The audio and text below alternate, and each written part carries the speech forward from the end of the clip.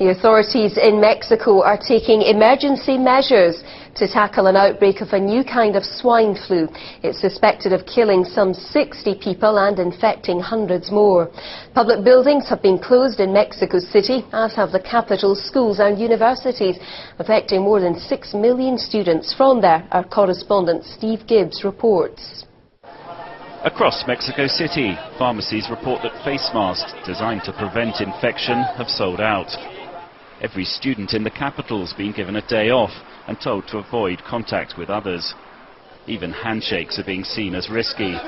The Mexican government says that every precaution should be taken, but there should be no panic. We're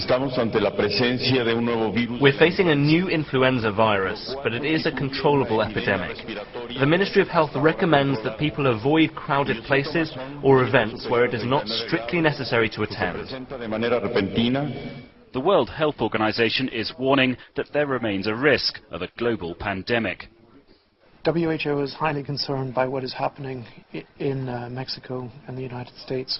Currently we're seeing at least 5 separate influenza events occurring, or influenza-like events, 2 in the United States and 3 in Mexico, in highly different geographic locations. The plan now is a mass vaccination, but currently there's a shortage of vaccines.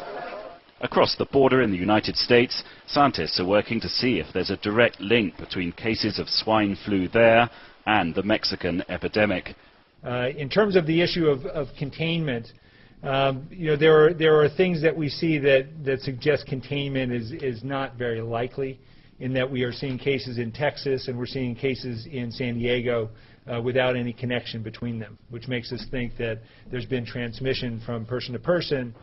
A lot still needs to be discovered about this virus, but public health officials here are warning everybody to be on their guard.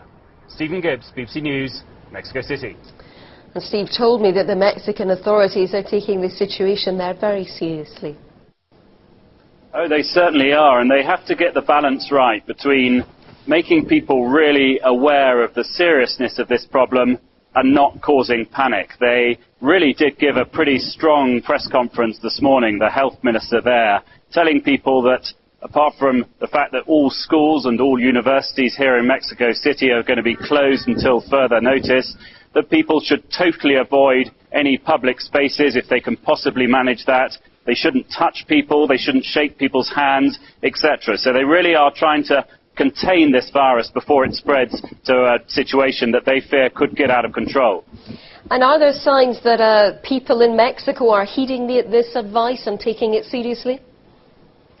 Oh, undoubtedly here in Mexico City. This is one of the biggest cities in the world. There are more than 20 million people that live here, and it's a very rare day indeed that you don't see the streets really crowded. But today it has been almost empty. In fact, some businesses have been complaining that their business is horrendously down. But this is exactly what the Mexican government wants people to do, and it looks like that for the next few days people are going to be staying in and keeping away from each other. And also signs that health officials in the US are concerned that this could spread across the border. The nature of these viruses always reveal just how people travel, and if it's not contained early, within days, it could well be popping up all over the world. And both the authorities in the United States and people from the World Health Organization have been putting that point extremely strongly, that they want people to knuckle down and stop moving and find out who's got this virus and who hasn't, and make sure they do that before it spreads all over the world.